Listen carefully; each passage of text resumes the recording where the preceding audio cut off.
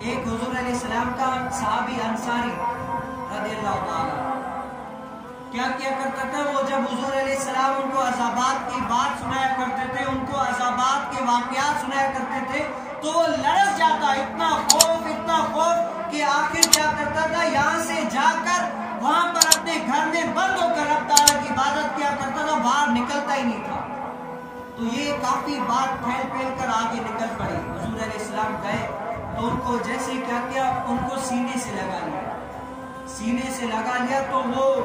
کیونکہ آپ نے دیکھا ہوگا سینے سے جب حضور علیہ السلام لگائے تو جو نہ رونے والا وہ بھی رو پاتا ہے۔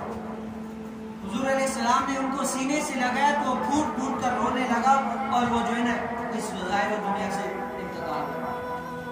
تاریخ گواہ کہ حضور علیہ السلام نے فرمایا کہ اے لوگوں اس کے جنازے کا انتظام کرو، اب اس کا جو ہے نا جگر وہ خوف الہی سے پھٹ گیا ہے، ریزہ ہو گیا، ٹکڑا ہو گیا۔ اب حضور علیہ السلام جب ان پر اللہ کے خوف کی آیات تلاوت کرتے تھے نا، جہنم کی یہ وہ، تو وہ گویا سمجھتے تھے کہ ہم پر جو ہے نا عذاب آ گیا ہے، ہم پر جو ہے نا وہ قیامت کی نشانیاں آ گئی ہیں۔ لیکن کیا اس وقت قیامت کی نشانیاں آئی نہیں تھی؟